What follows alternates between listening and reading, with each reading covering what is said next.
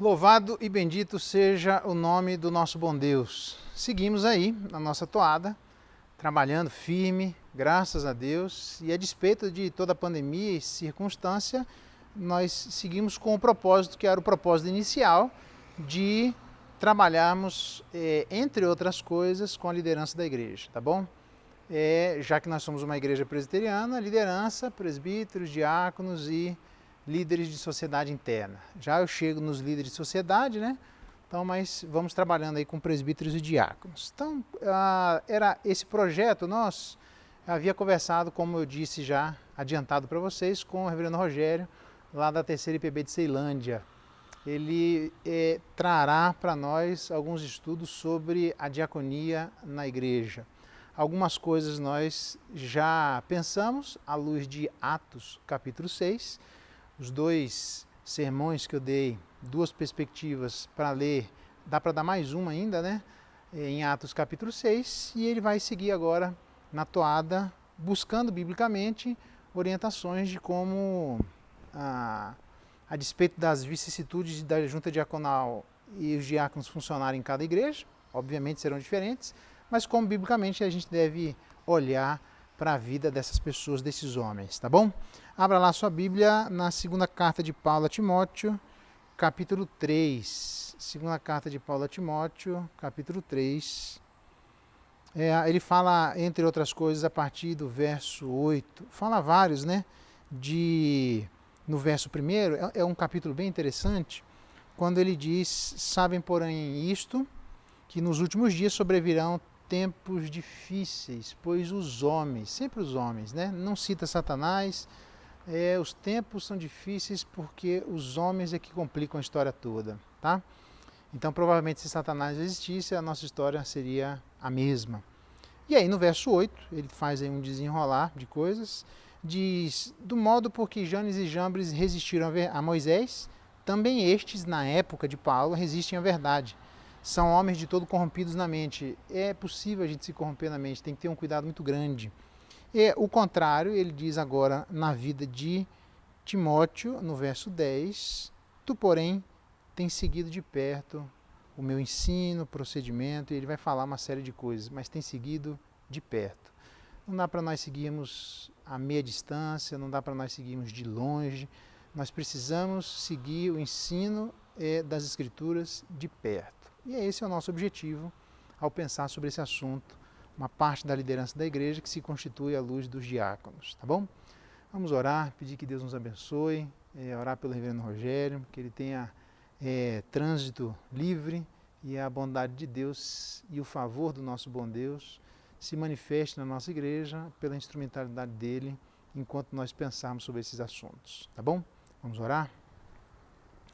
Pai bendito, obrigado pelo momento que temos, obrigado pela oportunidade de pensarmos um pouco mais na Tua Palavra. Nós queremos cantar louvores ao Teu nome e queremos gastar o nosso tempo e o nosso coração debruçado na Tua Palavra, não só para entender as coisas que o Senhor tem para nós, mas para que tenhamos discernimento e a força necessária para irmos atrás daquilo que é a Tua orientação para nós. Abençoa o reverendo Rogério, dá graça ao coração dele, para que o Senhor cada vez mais o fortaleça, cada vez mais o abençoe, para que a Tua instrução venha à nossa igreja agora pela instrumentalidade dele. Seja com ele e seja com cada um de nós. É a nossa oração, agradecidos em nome de Jesus. Amém. Então a palavra está com o reverendo Rogério, tá bom? Deus abençoe a todos nós na meditação da palavra. Olá, saúdo a todos com a graça e a paz do nosso Senhor e Salvador Jesus Cristo. Em especial, saúdo os membros da Igreja Presbiteriana do Cruzeiro. Estou feliz em voltar aqui nessa igreja para ministrar a santa palavra do nosso Deus. E nesta feita trabalhar um tema tão relevante que é liderança, mais especificamente o diaconato.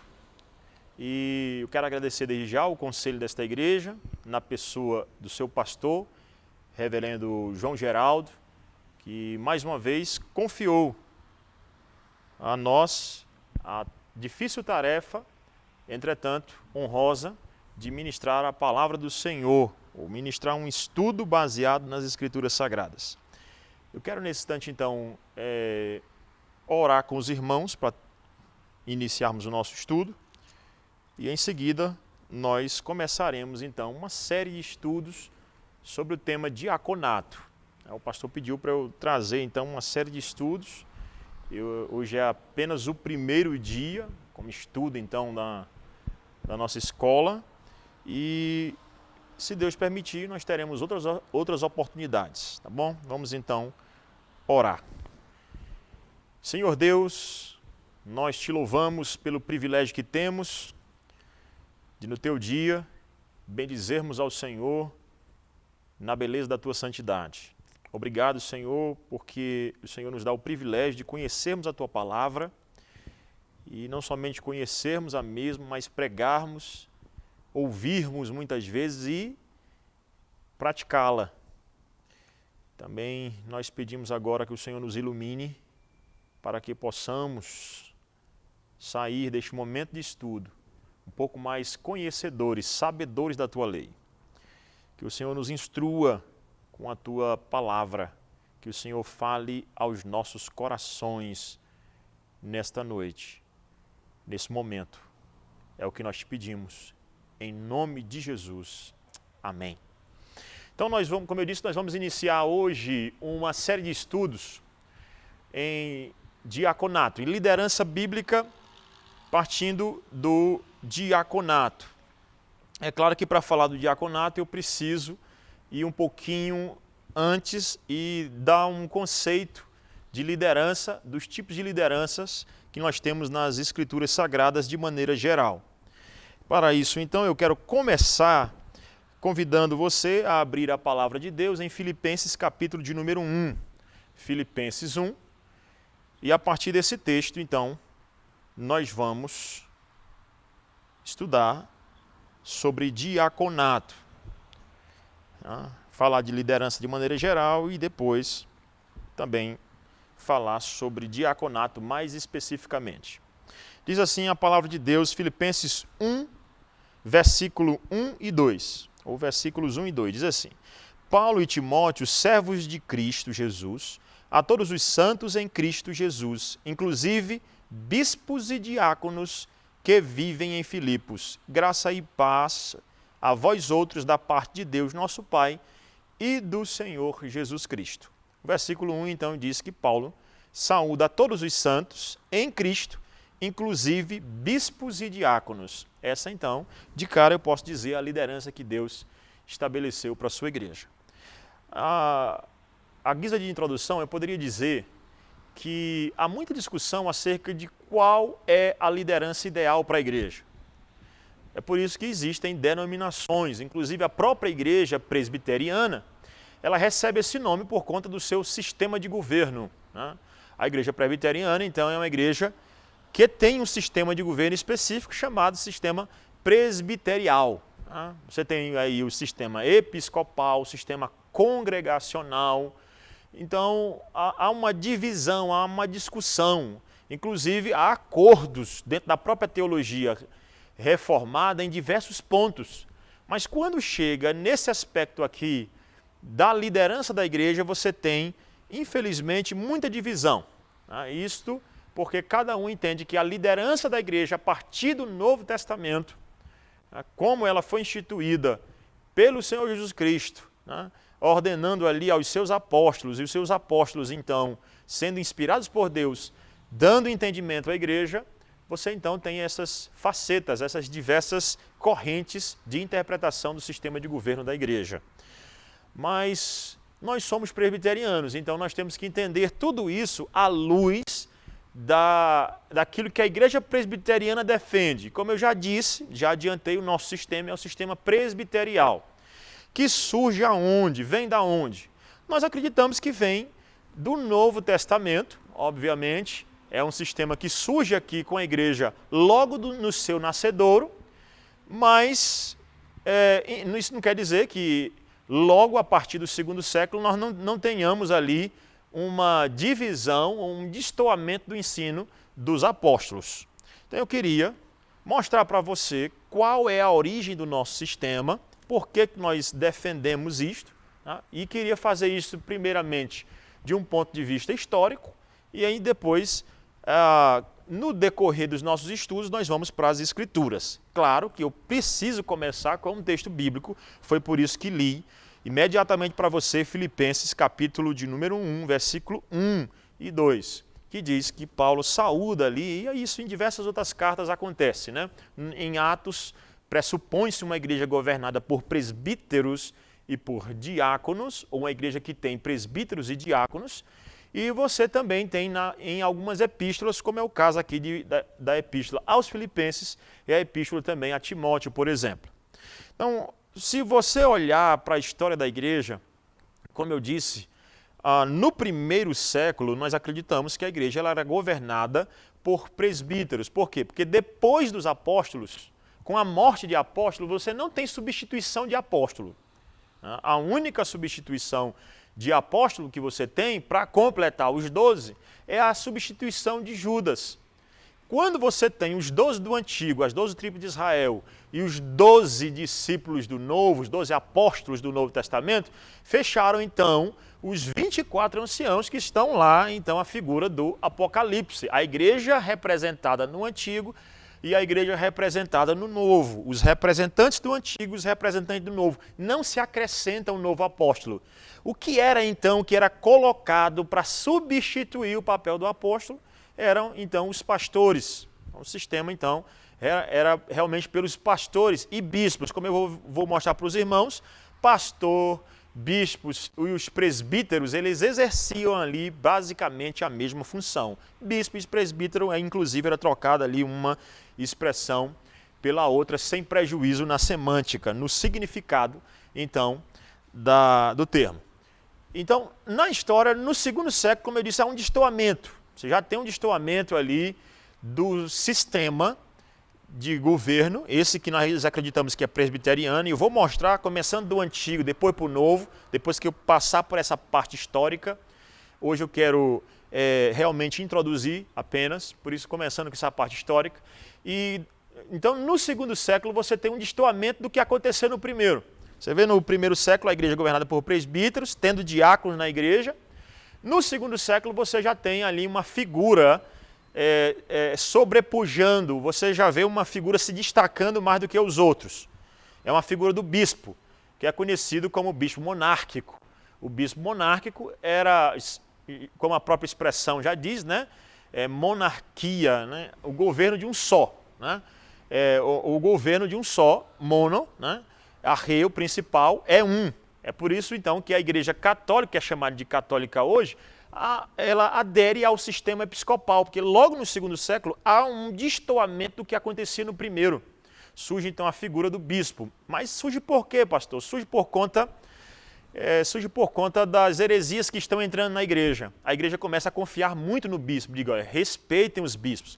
Você vê ali as primeiras cartas dos pais da igreja, né? Os primeiros pais da igreja escrevendo às igrejas dizendo, respeitem o bispo. Inclusive essas mesmas cartas pressupõem uma liderança formada por presbíteros e diáconos dentro da igreja, tá bom? Eu estou partindo do pressuposto que você já tem noção, é claro, do que é o diaconato, mas eu preciso também explicar algumas coisas importantes. O pastor já deu um estudo sobre isso, o pastor João Geraldo, mas eu preciso aqui também renovar algumas coisas. Então, na história, logo no início há esse destoamento. E há um desenvolvimento do bispo monárquico que cresce dentro da igreja católica, né? E que vai crescendo, desenvolvendo. Quando chega no quinto século, essa figura ela cresce ainda mais. Isso por conta da queda do Império Romano do Ocidente. Lembra que o Império Romano do Ocidente tinha como personagem principal quem? O imperador, né? A capital do Império Romano do Ocidente era Roma. Entretanto, caiu o Império Romano do Ocidente em 476. Quando cai o Império Romano do Ocidente, você então tem uma figura sendo substituída. Os bárbaros invadem e qual é a única figura unificadora do mundo ocidental? A pessoa do Papa. Então você tem mais uma vez uma liderança sendo puxada para uma pessoa só, mais especificamente o Papa. E dali então, dali por diante, vão surgir mais personagens que vão dar mais ênfase ainda para uma pessoa somente como governadora da igreja. Existem diáconos, pastor? Sim. Fazendo serviço de ajuda, de cuidado para com o pobre? Existe, certamente. Mas, infelizmente, existe também esse outro lado que é a pessoa do bispo, que como que dá uma abafada nos outros sistemas ou nos outros personagens que deveriam também ajudar no governo da igreja. Nós temos também, irmãos, diáconos, é claro, se destacando em outras áreas. Você tem diáconos se destacando na área da teologia, por exemplo. Atanásio é um diácono que sabe tanto de teologia, porque às vezes a gente pensa que diácono só serve para chutar o cachorro da porta da igreja e tirar o bêbado, né? Quando, na verdade, o diácono ele tem um papel muito importante já no quarto século. Quarto século, o Concílio de Nicéia, o grande personagem do quarto século no Concílio de Nicéia é Atanásio, um diácono de Alexandria. É um diácono, então, que se destaca como um defensor da ortodoxia. Então, você vai continuar, então, da Idade Média toda, o personagem principal é o Papa, você sabe disso. No sistema feudal, sistema econômico e social chamado feudalismo, você tem um personagem principal, que é o Senhor das Terras. E quem é o Senhor das Terras? É a Igreja Católica. Quem é o principal personagem da Igreja Católica? O Papa. Então, você tem em todo o período medieval, ali, eu estou dividindo aqui com a queda do Império Romano do Ocidente, ou você pode também dividir com o início do pontificado de Gregório Magno, 590, e vai até 1517, com o estourar da Reforma Protestante, que é onde vai surgir, né, esse movimento que trouxe origem, então, novamente ressuscitou o sistema de governo, então, lá do Novo Testamento, que é o sistema presbiterial, assim nós acreditamos. Uma igreja governada por presbíteros e que também é composta de diáconos que ajudam também nessa igreja, também são lideranças dentro dessa igreja. Então, nesse período medieval, você tem até algumas tentativas de se mudar esse sistema de um personagem principal, meio que abafando os outros, mas isso só vai acontecer de uma vez por todas quando Martinho Lutero, né, for levantar as 95 teses, ou a partir do momento em que ele levanta a reforma, que é claro, marcada por 1517, quando ele afixou 95 teses na igreja do Castelo em Wittenberg.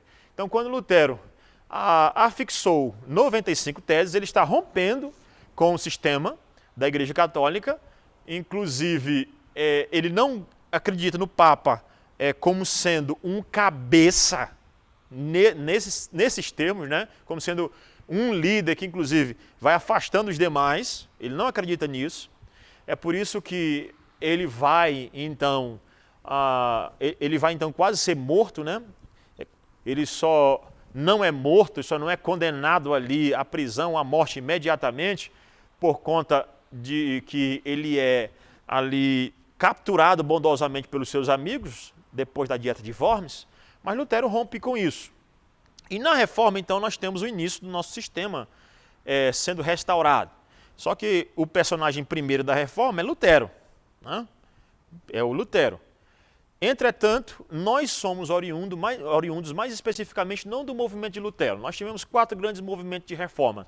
A reforma luterana, a reforma anglicana, né? Nós tivemos a reforma radical e a reforma reformada, a reforma calvinista. Na ordem, reforma luterana, reforma calvinista, reforma episcopal e nós tivemos a reforma radical, a reforma anabatista. São 4 grandes movimentos de reforma que deram origem a tudo. Pastor, só tiveram 4 lugares com reforma? Só foi a Alemanha, ou 3 lugares principais aí, ou 3 lugares unicamente, né? Alemanha, Inglaterra e Suíça? Não. Mas desses 3 movimentos, não, ou desses 3 pontos, porque foram 4 movimentos e 3 lugares, né, especificamente, nós tivemos a Alemanha, nós tivemos a Inglaterra e a Suíça. Não foram somente nesses lugares, nós tivemos em outros. Entretanto, esses são os 3 principais movimentos de reforma de um lado e um do outro. Quais são os 3? Reforma luterana na Alemanha, com Martinho Lutero. Reforma reformada, começando com Ulrich Zwinglio na Suíça de fala alemã, né, em Zurique, e depois com João Calvino em Genebra. E o terceiro, na Inglaterra, com Thomas Cranmer sendo o personagem principal aqui nesse período. Do outro lado, nós temos a Reforma Radical, por isso que eu disse que são 4. Só que são 3 que têm a ver conosco e 1 que não tem a ver conosco de jeito nenhum. E de qual nós herdamos o sistema presbiteriano? De qual desses movimentos? Do segundo movimento de reforma. Do segundo movimento de reforma. Então, qual foi o segundo movimento de reforma? A reforma reformada, a reforma calvinista. Ou segunda reforma também, como é conhecida. Que começou com Ulrich Zwinglio, né? Ulrich Zwinglio em Zurique, né? Eu já falei para os irmãos.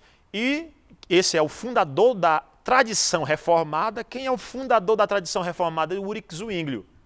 E posteriormente nós tivemos um outro movimento, agora na Suíça, de fala francesa, né, com João Calvino.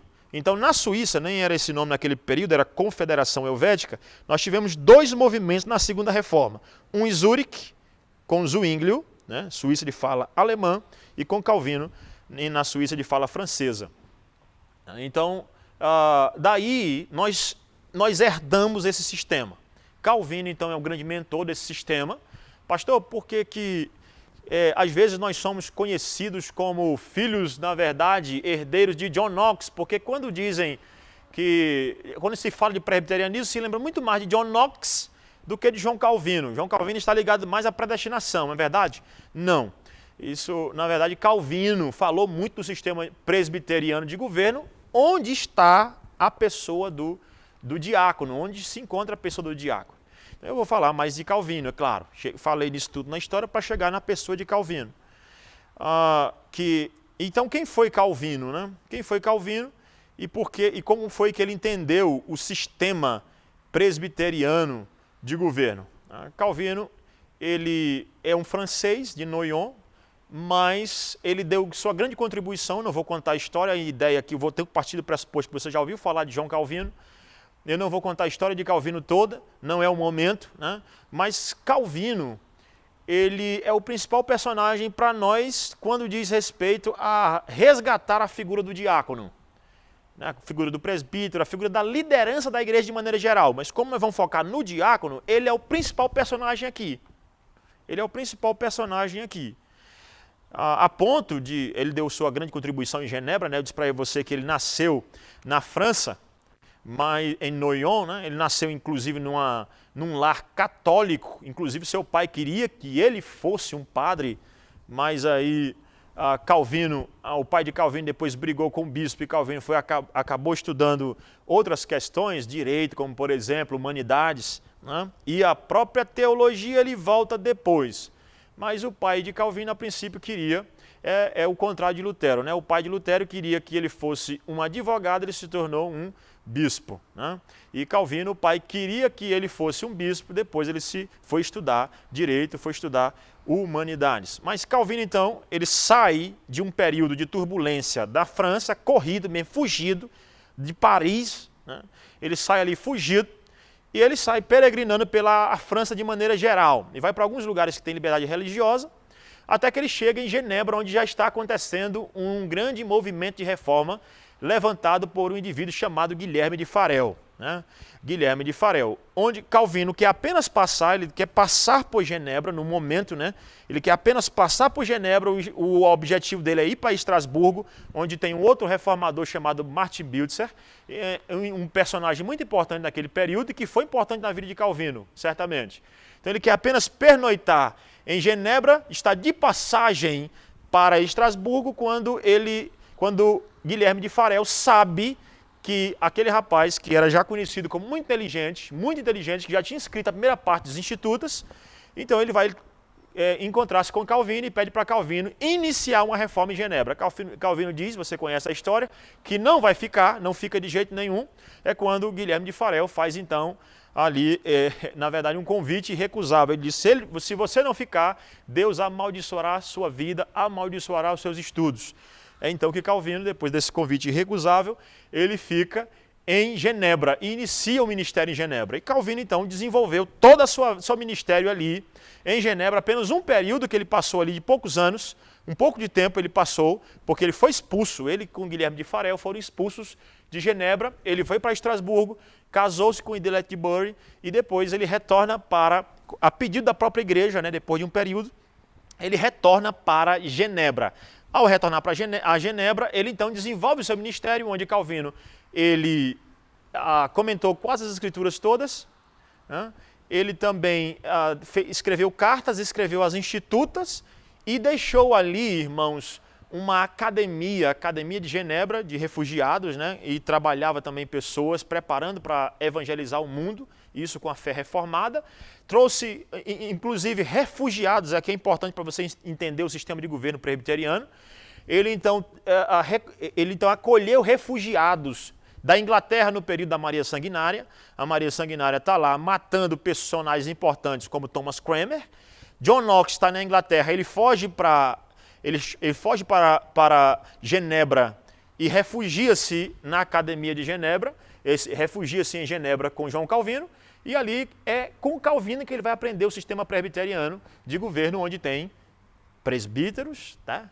E tem diáconos, onde existem presbíteros e diáconos. Então Calvino, em uma obra chamada Ordenanças Eclesiásticas, lá em Genebra, o que documento é esse, pastor, chamado Ordenanças Eclesiásticas? É a Constituição da Igreja de Genebra. Calvino escreveu a Constituição da Igreja de Genebra, onde ele diz como é que a igreja precisa e deve ser governada.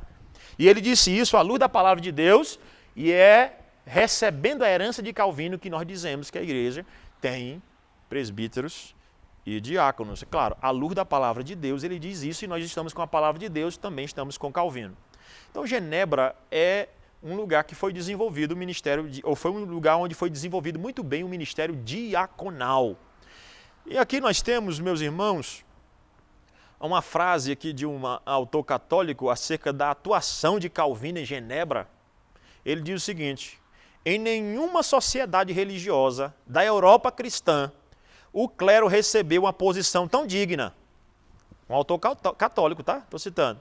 Proeminente e influente como na igreja que Calvino construiu em Genebra. Então Calvino construiu uma igreja sem desrespeitar, é claro, os bispos, que são os mesmos presbíteros, mas dando devido lugar para os bispos e para os diáconos. Calvino, então, em Ordenanças Eclesiásticas, nessa Constituição, entende que a igreja, né, ele distinguia ali nas Institutas 3 ofícios extraordinários que a igreja tinha, tá bom? E 4 ofícios ordinários. Os ofícios extraordinários são: a igreja ela é composta de apóstolos, extraordinários, ofícios extraordinários, apóstolos, profetas e evangelistas. Esses ofícios, irmãos, Deus deu para a igreja, ou deu à igreja, em momentos específicos. Nós não temos mais apóstolos hoje, a não ser no sentido mais estrito da palavra. Apóstolos significa enviado. Esses dons que Deus deu, extraordinário, foi para um momento específico no Novo Testamento. Isso Calvino diz, baseado lá no texto de Efésios, que o Cristo Jesus subiu aos céus e de lá ele deu. Cristo é o cabeça da igreja, e é ele que, ao subir, tem toda a autoridade e sai delegando tarefas. E ali, então, ele dá à igreja para edificação, e o cuidado da igreja ele dá apóstolos, profetas e evangelistas, nessa parte extraordinária. Ele dá, então, esses evangelistas. Evangelistas nós temos hoje que pregam o evangelho, irmãos.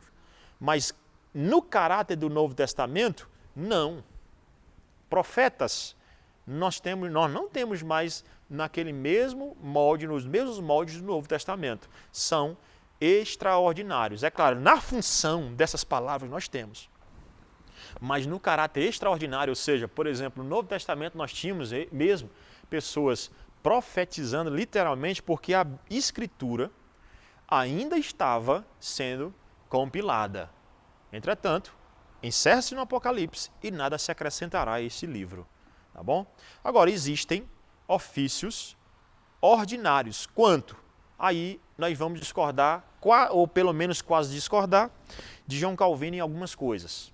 Calvino não é Deus, obviamente ele cometeu erros, e um dos erros, às vezes, que é delegado a ele, dependendo da corrente de interpretação, é essa aqui, que Calvino disse que a igreja tem 4 ofícios ordinários. Quais? Ele vai dizer que a igreja tem pastores, que são os bispos, a igreja tem mestres, ela tem presbíteros e leigos e tem diáconos. Então ela tem pastores, que são os bispos, né, ou o presbítero docente, que é o presbítero que ensina.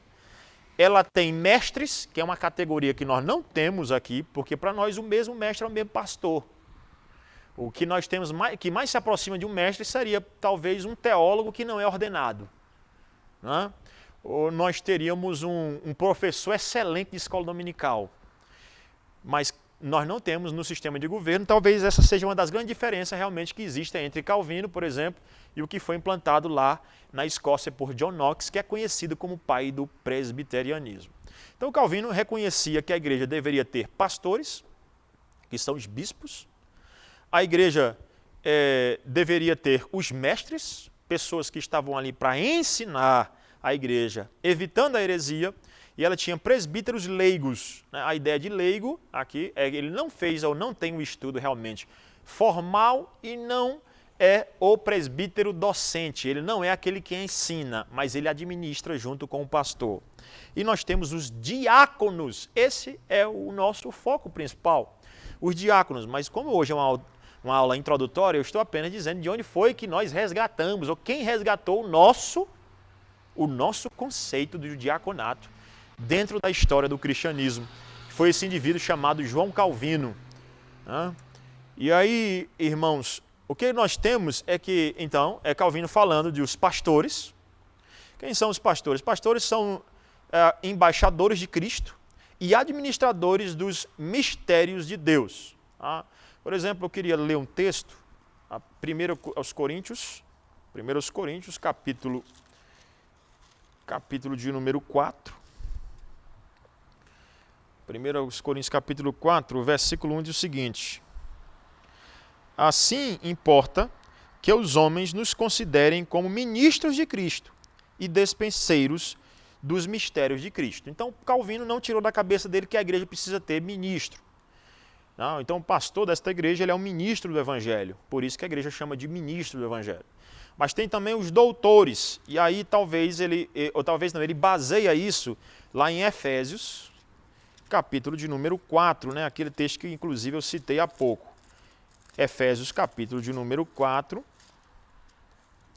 Efésios 4. Você tem aqui em Efésios, capítulo de número 4, versículo 11, o seguinte texto, a seguinte palavra de Deus.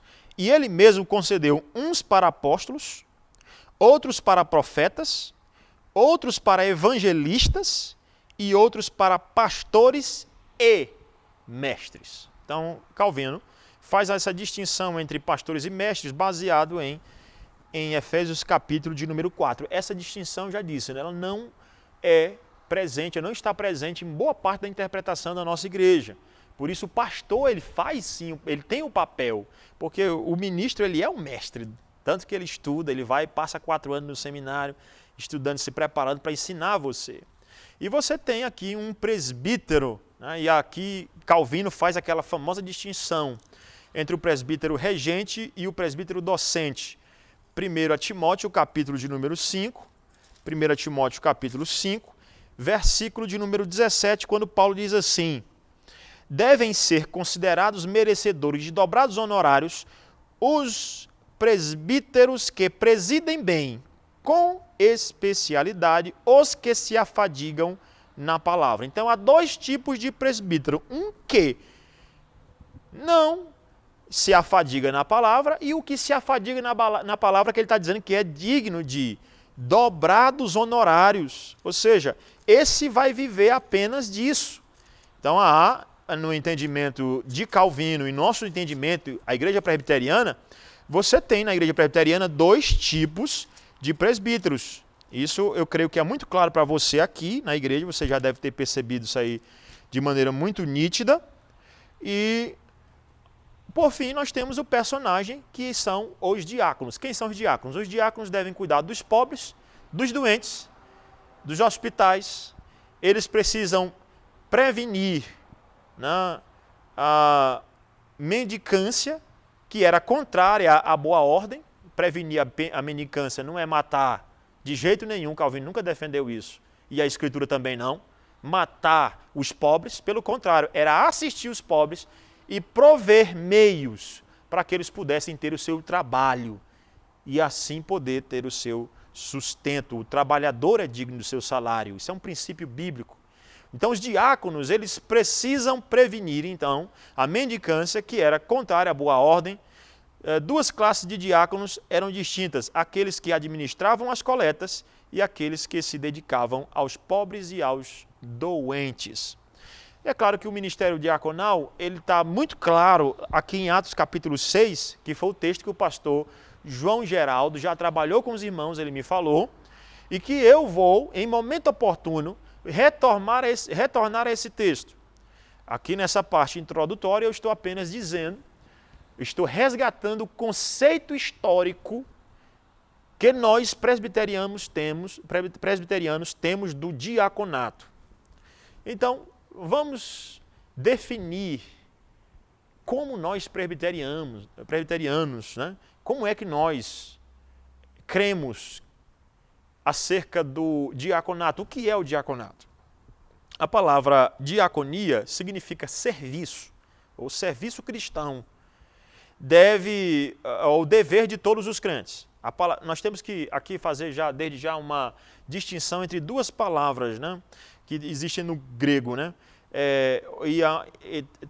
trazida também para a nossa língua aqui, português, é a diaconia e o diaconato. A diaconia, irmãos, é a função, é o dever do cristão, né, de ajudar o seu próximo. Então a diaconia, como o pastor deve ter ensinado para os irmãos, né, a diaconia, ela é a função, a diaconia é o dever do crente de ajudar o próximo. Entretanto, o diaconato é o ofício. Então, às vezes a pessoa diz o seguinte, eu não vou nessa pandemia aqui ajudar ninguém, porque esse dever aí é do diácono. Espera aí, a diaconia é para todos, o diaconato é para quem tem um ofício. E ajudar o próximo não é só para o diácono. Ajudar o próximo é um dever de todos. É por isso que é importante fazer essa distinção, porque existe um ofício específico da diaconia, existe sim, o diácono, mas existe a diaconia. E aí, irmão, já com um caráter bem aplicativo, porque esse estudo não pode servir apenas de informação para mim e para você, mas ele deve sim nos levar a uma aplicação imediata, a vivência, né, dessa verdade bíblica. A diaconia é que nós precisamos servir. Cristo Jesus disse isso, e eu vou mostrar aqui vários textos nas Escrituras, né, no decorrer desses estudos. Vários textos que mostram que o dever de fazer o bem ao próximo, a diaconia é um dever de todos. Temos nós feito a nossa parte? Temos nós executado a nossa diaconia, um dever de todos os crentes? Não esperando apenas do diácono. Fazer o bem ao próximo é olhar para um irmão também que está necessitando ou de algo espiritual, de uma oração, de um cuidado, de um abraço, de uma palavra, um ombro amigo, ou até mesmo de uma comida, um prato de comida, uma roupa para vestir. Irmão, é uma vergonha para nós, irmãos, é uma vergonha para nós que às vezes nós tenhamos pessoas com condições na igreja de ajudar e tenhamos pessoas crentes empobrecendo, morrendo. Empobrecer aqui, entenda que eu estou falando, é a miséria mesmo. Na miséria não tem nada, não tem nem o que comer, nem o que vestir. Enquanto você tem 10 pares de sapato, a pessoa não tem nenhum, né? É nesse sentido aqui que as Escrituras elas nos exortam a diaconia, fazer o bem ao próximo. E João Calvino fez isso em Genebra. Lembra que o teólogo católico disse que não houve um lugar que ele acreditasse, ou que ele visse, que os oficiais da igreja estavam exercendo tão bem a sua função. Pois bem, lá em Genebra, essa função dos cristãos é de ajudar um ao outro. Quando Calvino chegou em Genebra, Genebra era pobre, muita gente na rua mendigando, o Estado estava segurando, as autoridades estatais segurando a renda, né, segurando ali os produtos para aumentar o preço. Calvino chegou em Genebra como uma autoridade, é claro, religiosa, mas que tinha influência muito grande, que a igreja tem que ser assim.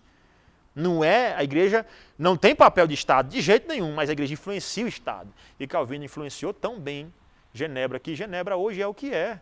E já foi naquele período, quando Calvino ainda estava vivo, Genebra saiu da miséria, da pobreza, para uma situação bem melhor financeira. Por quê? Porque aquele povo descobriu que no reino dos céus melhor é dar do que receber. O Senhor Jesus Cristo nos ensinou isso. Melhor é dar do que receber. E o ofício, realmente, agora, esse sim, o diaconato, esse é um ofício. E aí nós vamos trabalhar com o diácono. E antes de escolher um diácono, você pensa muito bem. Muito bem. E o diácono, antes de aceitar um cargo como esse, ele também precisa meditar muito bem naquilo que está fazendo. Porque essa é uma grande responsabilidade. É um ofício legítimo? Está aqui, instituição, Atos 6, instituição dos diáconos, está aqui. Vamos chegar a trabalhar esses textos. E aí nós temos algumas questões mais amplas também que envolvem a diaconia. Por exemplo, ação social envolve a diaconia. Ação social está dentro do diaconato também. O diácono deve ser o responsável por essas partes aí, esse cuidado para com a igreja do Senhor. O que formou então esse caráter, esse entendimento dos presbiterianos, que foi tão forte naquele período em Calvino e que deve ser forte em nós hoje? Duas coisas influenciaram de imediato Calvino e que deviam influenciar demais a gente. Duas coisas, anote aí por favor. Duas coisas que influenciaram a posição de Calvino, o entendimento do diaconato. O primeiro deles é as Escrituras Sagradas, obviamente. O diácono como um ofício e como alguém que cuida dos órfãos e das viúvas, o que deve cuidar. Porque às vezes, irmãos, é incrível como se resume apenas a não, vou ajudar na distribuição dos elementos da ceia. Vou ficar na porta da igreja. E aí nós temos um congelamento das funções total.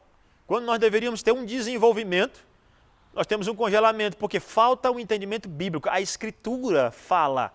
Lembra que aqui em Atos dos Apóstolos, capítulo de número 6, você tem os apóstolos trabalhando com as Escrituras, pregando o Evangelho, e nós temos aqui alguns que estavam sendo esquecidos, ou algumas esquecidas aqui. Algumas pessoas esquecidas aqui. E então, o que se esperava era que o que alguns poderiam esperar é que os apóstolos fossem dividir. Não, pai, não se preocupe não. Que nós vamos lá e vamos adiante dos esquecidos das esquecidas. Não se preocupe não. Nós vamos lá. Nós vamos atrás deles.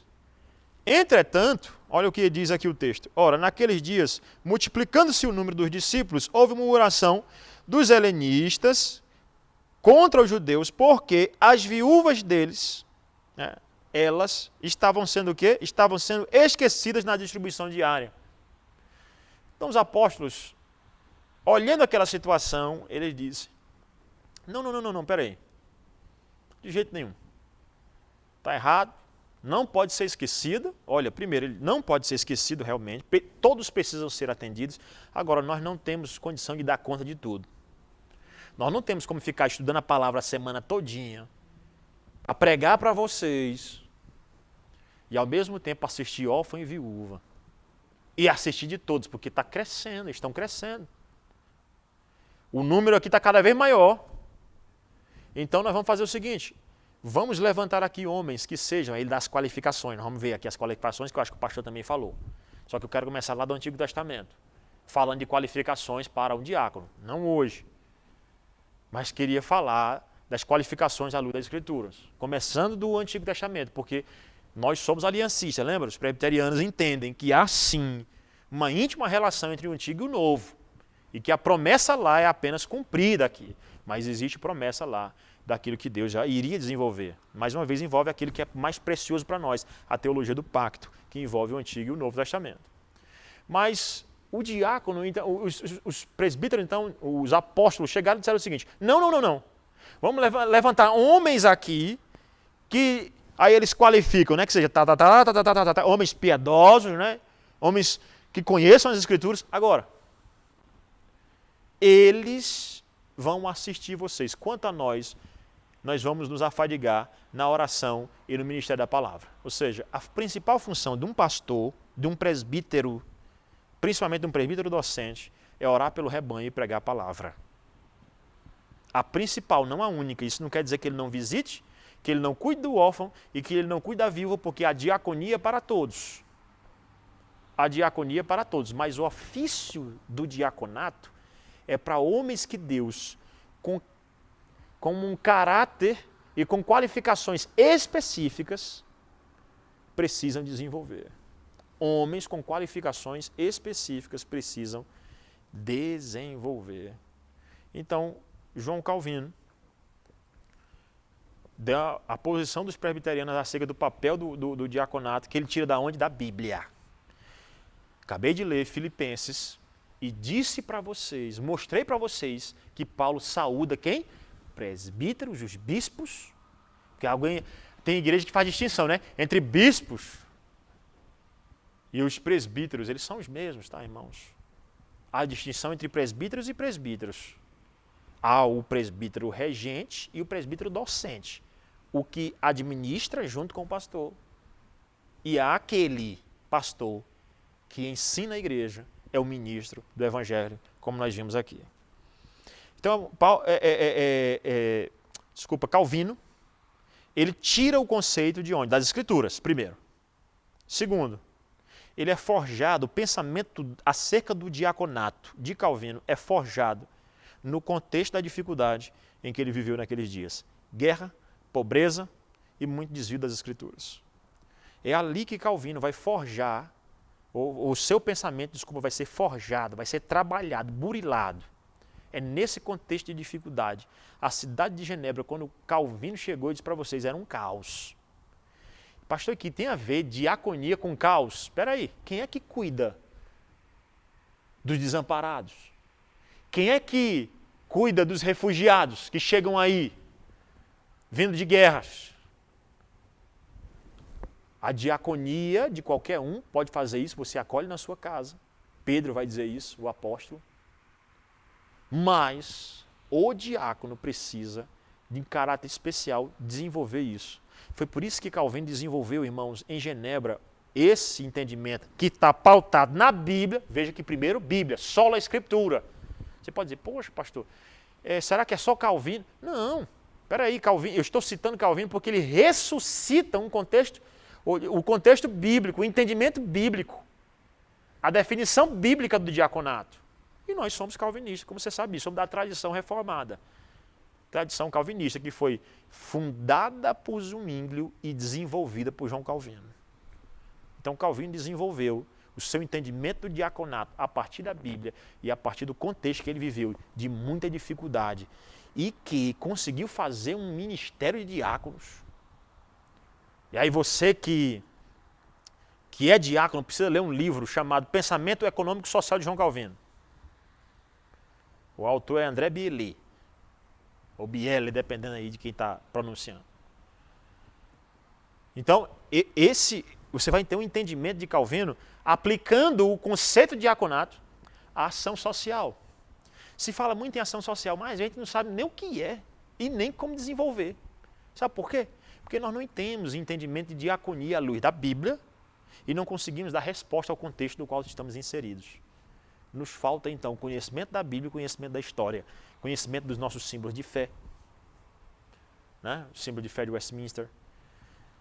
Vou dar continuidade aqui, né? Estou já caminhando para o meu final, tá, irmãos? Mas eu preciso concluir essa parte de hoje para que você possa acompanhar comigo o desenvolvimento, então, daquilo que Calvino fez lá em Genebra, que é tão importante para nós hoje, que define o papel do diácono. Então, a formação de Calvino, do ofício diaconal de Calvino, ele emana das Escrituras e ele emana também do contexto. Ou seja, eu preciso olhar para as necessidades nas quais eu estou inserido e dar resposta a isso. Entender, irmãos, que ser diácono não é apenas levar uma cesta básica. Isso não foi o entendimento que Calvino teve em Genebra, não. À luz da Bíblia. Foi, eu vou levar e vou ajudar essa pessoa a desenvolver por ela mesma. O diácono precisa entender que o Evangelho ele traz redenção em todos os aspectos, inclusive nessa parte do sustento. Tem gente que a gente vai ajudar a vida toda, irmãos. Claro. Com certeza. Porque são pessoas que são carentes a vida toda. Mas tem pessoas que podem ser resgatadas para desenvolverem e assim crescerem. Isso para a glória do nosso Deus. Tá bom? Ele dizia que a igreja tem um ministério tríplice. A igreja tem um ministério didático, político e social. Onde é que se encaixa aí o diácono? No ministério didático, no ministério político ou social? No ministério didático, a igreja tem um papel de ensinar o evangelho, pregar o evangelho, ir por todo mundo pregar o evangelho a toda a criatura. Tá bom? No político, a igreja precisa influenciar a política. Não é fazer, levantar bandeira partidária, não é isso que eu estou falando. Eu não acredito que a igreja deva fazer isso. E nem possa fazer. Acho que a igreja não deve andar por aí levantar bandeiras partidárias, mas a igreja precisa influenciar bem os seus crentes para que sejam boas influências. Inclusive, se Deus quiser levantar líderes dentro da igreja, ele levanta. E por fim, o social. Então, tríplice ministério, didático, político e social. O social entra aí o ofício do diácono. Isso está baseado em todas as escrituras, do Antigo ao Novo. Eu quero dar aqui um exemplo, né? E eu quero, já encerrando, citando textos bíblicos. O texto de Levíticos, capítulo 19, versículo 18, diz o seguinte: não te vingarás, nem guardarás ira contra os filhos do teu povo, mas amarás o teu próximo como a ti mesmo. Eu sou o Senhor. Não te vingues, mas ame o teu próximo. Como é que eu demonstro amor? A diaconia e o ministério diaconal é a expressão do amor de Deus para a igreja. Deus é tão bondoso conosco que deu uma função do amor para todos e deu um ofício para trabalhar, para ensinar o povo como é que se faz o bem. A diaconia, então, vai arrebanhando a igreja. Vou ensinar vocês a amar o próximo. Não é só levar uma cesta básica. Não é só dar aqui um valor. Mas é você realmente trabalhar na redenção daquela pessoa por meio do Evangelho de Cristo. O Evangelho muda vidas. Então demonstre o amor. Demonstre o amor. Ainda em Malaquias, capítulo 6, versículo 8, diz o seguinte: ele te declarou ao homem o que é bom e que é que o Senhor pede de ti, que pratiques a justiça, que ames a misericórdia e que andes humildemente com o teu Deus. Então, praticar a justiça, amar a misericórdia. O diaconato se encaixa no exercício de misericórdia da igreja. O que o Senhor quer de nós? Justiça, humildade e amor pela misericórdia. Você expressa misericórdia para com alguém? Já expressou? E você faz isso com amor? Porque Pedro, inclusive, nos instruindo acerca disso, ele diz que nós não devemos fazer isto com murmuração. Mas precisamos fazer isso de todo o coração. Às vezes a gente vai receber uma pessoa em casa, refugiada, uma pessoa que está sem casa, uma pessoa que não tem o que comer. Aí chega lá na sua casa e aquilo no período, tanto para o judeu, no Antigo Testamento, que era um povo peregrino, muitas vezes tinha que acolher alguém de fora realmente. Tanto para o povo no Novo Testamento, que também era peregrino, que eram os forasteiros, para quem foram escritas várias cartas. Por exemplo, a carta de Pedro. O Pedro escreve as suas cartas no período da dispersão. Então ele vai dizer o seguinte, que nós precisamos amar o próximo. E nós precisamos ser hospitaleiros. Amar a hospitalidade e sem murmurar. Porque às vezes a gente acolhe murmurando. Meu Deus do céu, já está 2 dias. É claro que nós não estamos abraçando aqui o fato de aquela ideia de não, eu tenho que levar para dentro da minha casa qualquer pessoa sem eu conhecer e ela passa o tempo que ela quiser. Não. Até existia uma carta chamada Didaquê que identificava um falso mestre. Diz que se ele ficasse mais do que 3 dias na casa da pessoa é porque ele era o falso mestre. Podia ele mandar embora. Podia mandar ele embora. Mas a ideia, certamente, irmãos, é que o que está sendo dito aqui é que nós precisamos ter misericórdia, amor pela misericórdia, compaixão para com o próximo. Isso tudo envolve a diaconia, a função e o ofício, o diaconato. Para ser um diácono precisa entender isso. Para ser um diácono precisa entender Levítico 19, 10, 13 a 15. Diz o seguinte: não rebuscarás a tua vinha, nem colherás os bagos caídos da tua vinha, deixá-lo-ás ao pobre e ao estrangeiro. Isso aconteceu com quem? Com Ruth, né? Por causa dessa lei, ela pôde então colher ali na plantação, né? na plantação de Boaz, porque existia uma norma. Veja que Deus deu normas de cuidado. Se você olhar para Levítico, há várias leis, existem várias leis de misericórdia, leis que olhavam para o inofensivo, né? Para aquele que não tinha, o inocente, para aquele que era frágil. Há várias leis que Deus criou, existem várias leis que Deus criou para aquele Estado teocrático Israel, e que nós deveríamos impetrar hoje, ou trazer para os nossos dias, deveríamos aplicar aos nossos dias, e que nós não aplicamos. Então ele vai dizer: eu sou o Senhor, o vosso Deus, não oprimirás o teu próximo, nem o roubarás. A paga do jornaleiro não ficará contigo até pela manhã, não amaldiçoarás o surdo, nem porás tropeço diante do cego. Veja que são o quê? Pessoas suscetíveis, frágeis, que a função diaconal deve ajudar, e muito mais o ofício do diaconato. É isso que ele está dizendo. Não amaldiçoarás o surdo, nem porás tropeço diante do cego. Então, não amaldiçoarás o surdo. O que acontece hoje? Os surdos são esquecidos, na verdade, nós não temos nenhum ministério voltado, às vezes, né? Eu digo isso por mim, pela minha igreja, que é um sonho, a gente precisa desenvolver isso.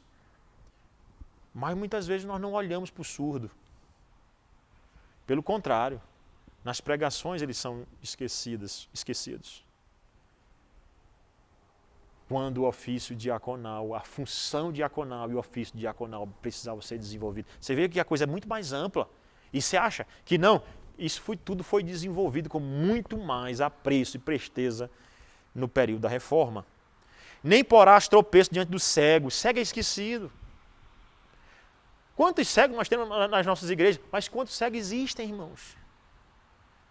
Será algum trabalho diaconal voltado para eles?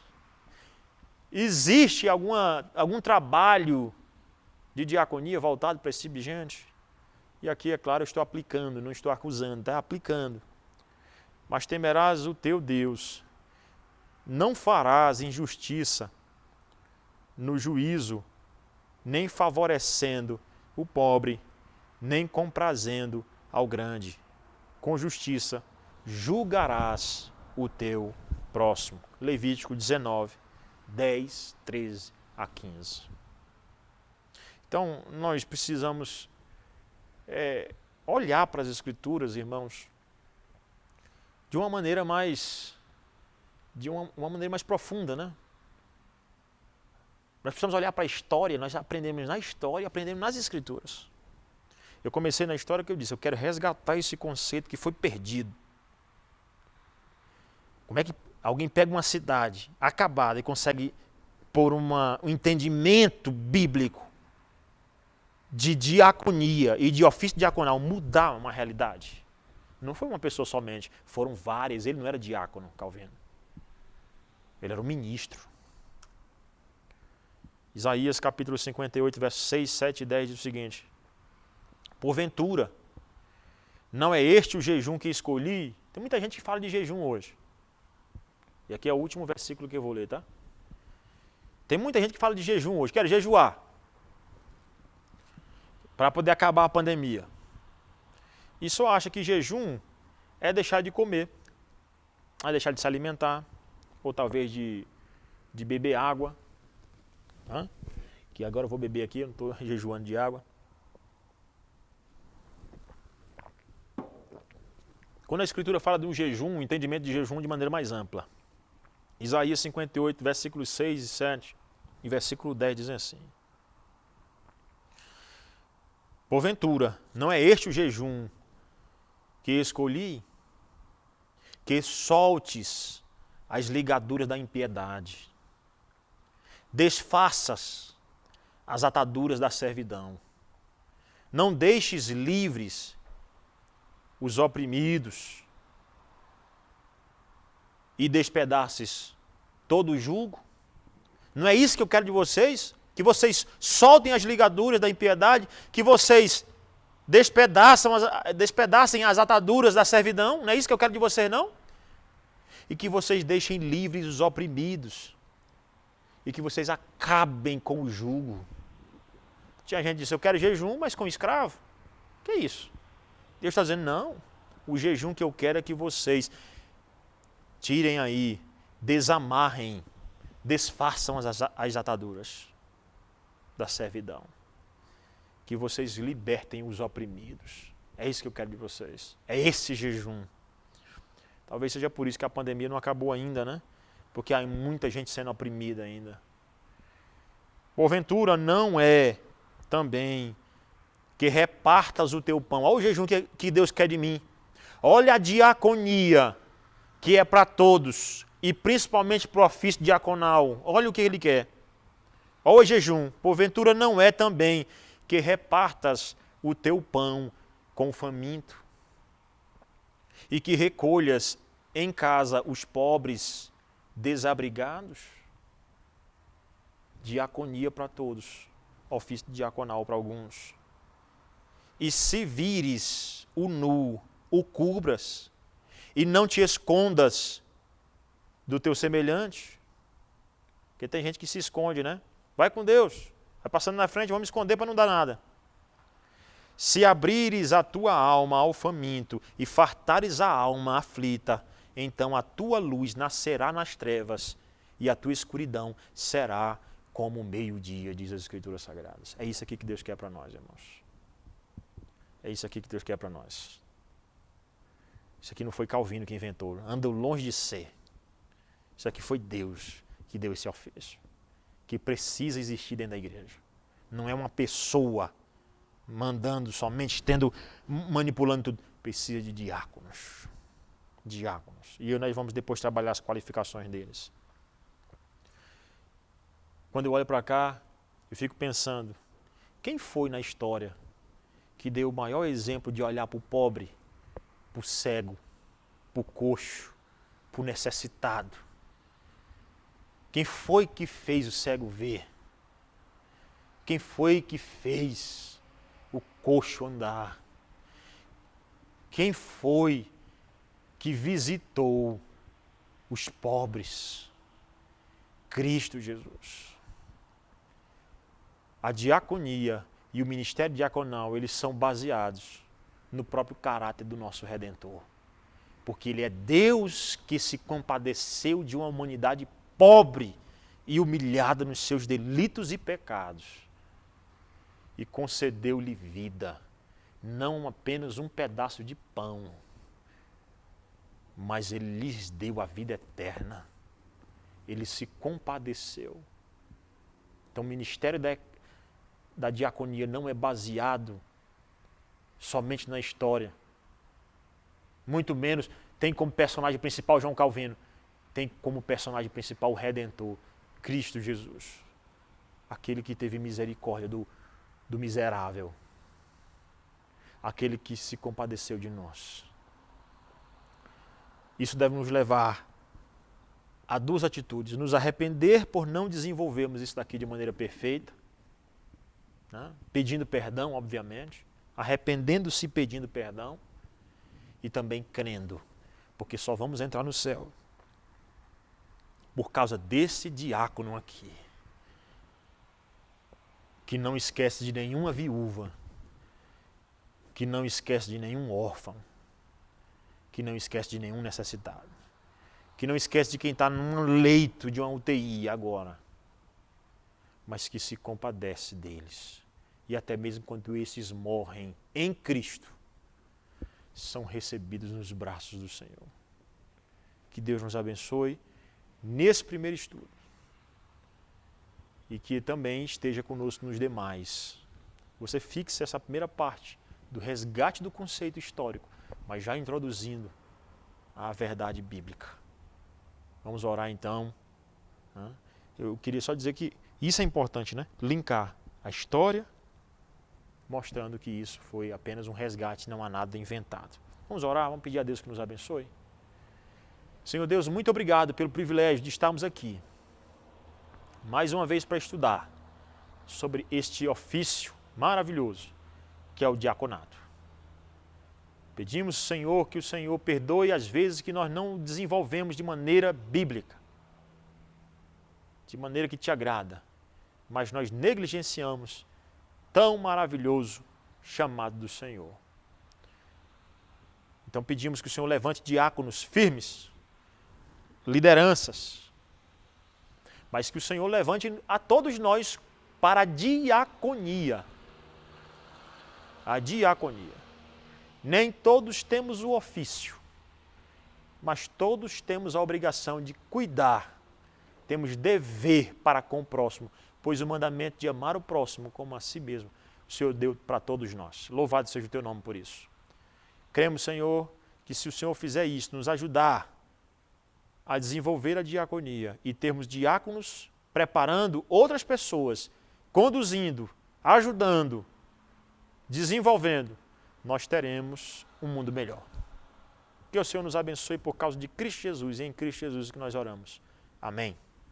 Deus te abençoe e até a próxima. Muito bem, a graça do bom Deus tem sido derramada graciosamente sobre nós. Que bom que participamos aí dessa oportunidade de ouvir um pouco mais sobre o que a Bíblia tem a dizer dessa liderança. Agradecemos aí desde já o reverendo Rogério, que introduziu esse assunto, na verdade, para nós, né? Já foi aí um início para nós pensarmos sobre esse assunto, tá?